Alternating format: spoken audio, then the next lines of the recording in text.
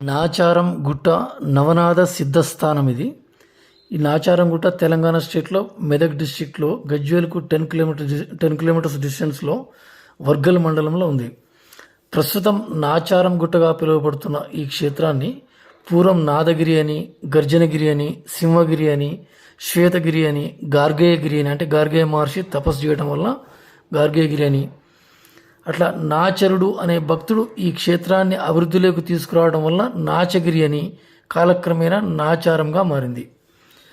కృతయుగంలో పవిత్రమైన హరిద్రా నదీ తీరంలో గల ఈ ప్రదేశం గుండా లోకోద్ధరణకై వెళ్తున్న నవనాథ సిద్ధస్వాములైన మత్స్యేంద్రనాథుడు, గోరక్షానాథుడు, జాలంధరనాథుడు, కనీఫానాథుడు, చెరపట్నాథుడు, భర్తృనాథుడు, రేవణనాథుడు, గహనీనాథుడు, అడ్డంగనాథుడు వీరిక్కడ కొండగోల్లో నుండి నిరంతరముగా వస్తున్న సింహపు గర్జనలు వింటారు.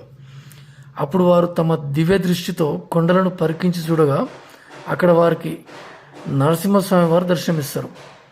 వెంటనే వారు దత్తాత్రేయులను ప్రార్థింపగా దత్తాత్రేయుడు ప్రత్యక్షమై ఈ యొక్క ధూమ్ర నరసింహస్వామిని మీ భక్తితో శాంతింపజేసి లక్ష్మీ సమేతంగా ఇక్కడే ప్రతిష్ఠించమని, అది సాక్షాత్తు నేనే అని చెప్తారు.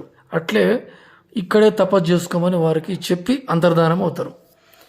వారు ఇక్కడి నుంచి అనేక ప్రాంతాల్లో తపస్సు చేసుకుంటూ, అంటే తెలంగాణలో చాలా ప్రాంతాల్లో మనకు కనపడతాయి నవనాథులు తపస్సు చేసిన ప్రాంతాలు. ఆర్మూరు దగ్గర, నిజామాబాద్ చాలా ప్రాంతాలు ఉన్నాయి.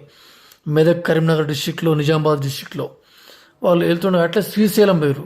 శ్రీశైలంలో గార్గేయ మహాముని నవనాథులను కలిసి ఎక్కడ తపస్సు చేయమని అడగగా నాచగిరి గుట్టలో చేయమని నవనాథులు చెప్పారు.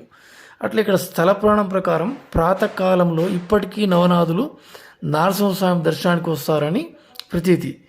ఓం నమో నరసింహాయ నమః.